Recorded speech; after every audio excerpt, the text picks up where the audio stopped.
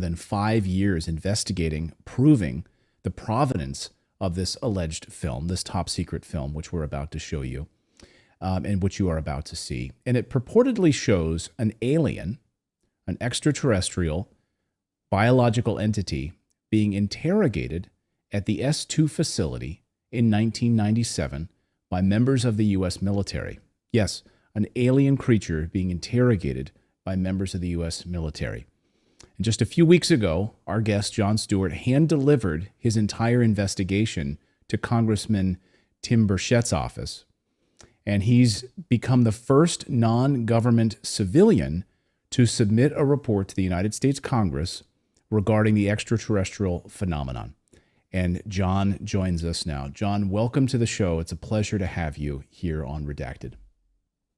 You, Clayton, it's an honor, and it's an honor at any time anyone is willing to listen to this bizarre and incredible journey and investigation. And I am honored to be on your show and able to tell your viewers and listeners my journey and expose without a doubt the greatest cover up in human history.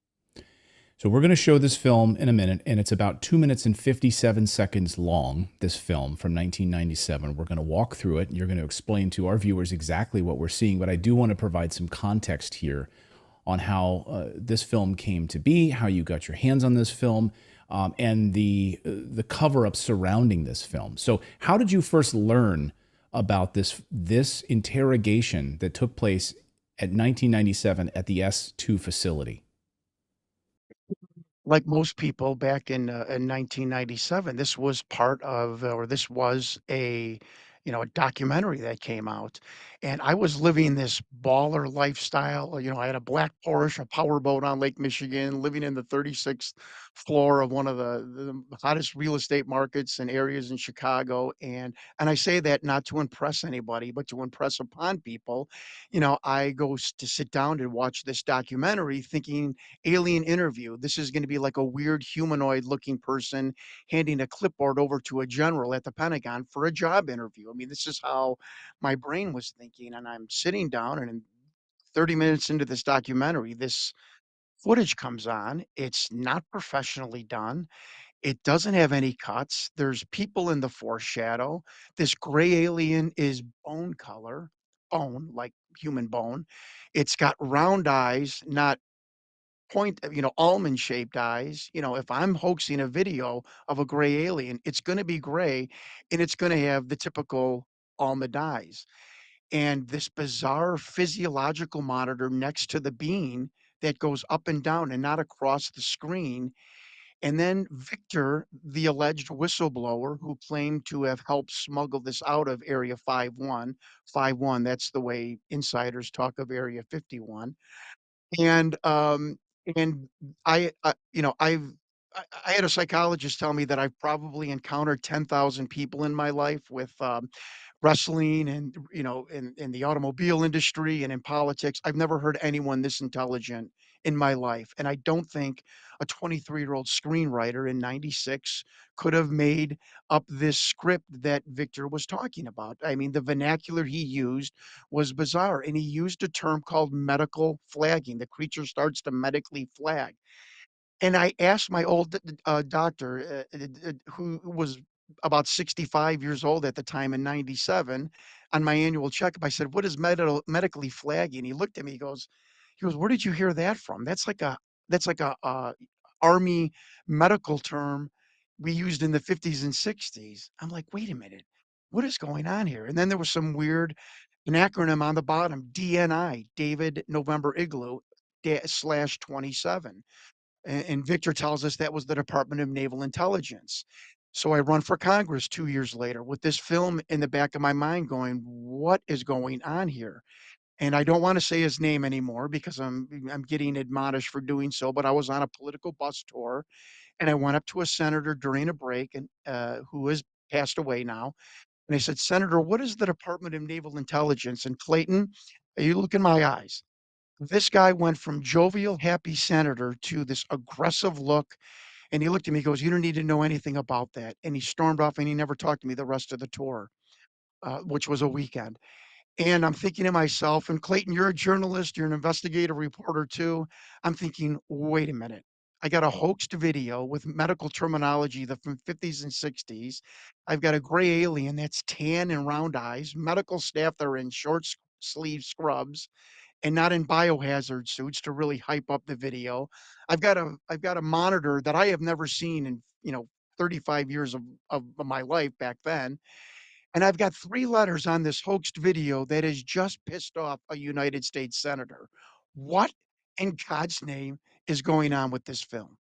I think we probably we've let our audience wait long enough, but I absolutely wanted to Absolutely. provide the deep context on this film, so that you're not just watching this film without any context and knowing the names of the individuals who were in the room, people who were there at the time, and the verification of that, all of that processing there. The New York Times piece of this, them saying we believe you, we believe the veracity of this. So you have all of that. Now, let's play the film. So here it is.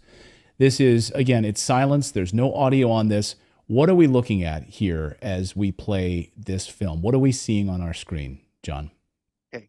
Contrary to Victor's voiceover, this is a film shot April of 1991, a thought projection interview of a other gray, designated an other gray, an extraterrestrial biological entity.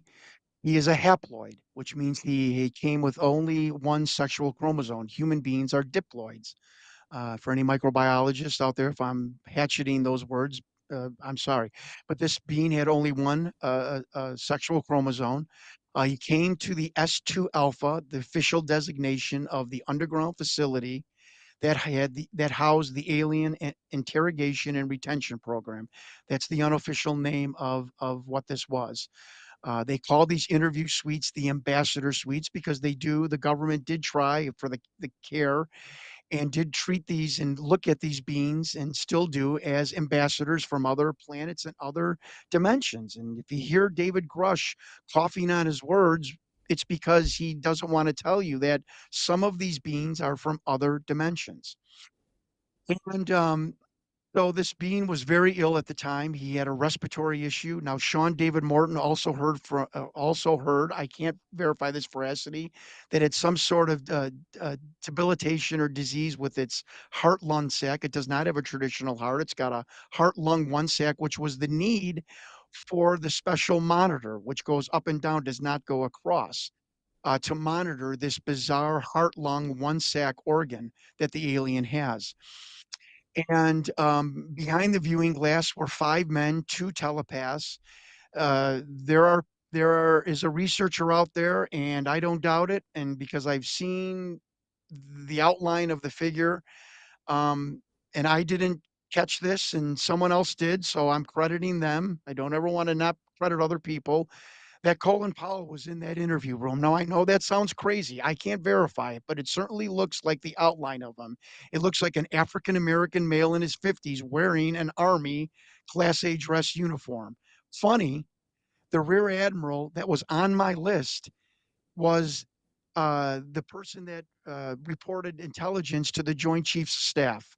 Interesting. But that's how bizarre this film has gotten, and I'm not even gonna tell you anything about the telepaths because I don't want it to get into the Da Vinci Code, but even Doty said that the telepathic program, the people they hired, was ridiculous. They were like one step above 1-800 psychics back in the '80s and '90s. But there was 2 men in particular that were very in touch with these beings, and they would sit down with these aliens and these beings and immediately get information and relate it back to whatever military person was in the room. As you can see on the tape, the being eventually starts to medically flag, if I can use the whistleblower Victor's terminology, and he is then attended to by the medical staff. And Victor tells us that the medical staff in S2 and S4, are more chosen for their ability to keep secrets than their medical knowledge. And again, I have been in contact. I have the names of the 2 doctors that are going to be on either side of this being. On the bottom, you're going to see DNI/27.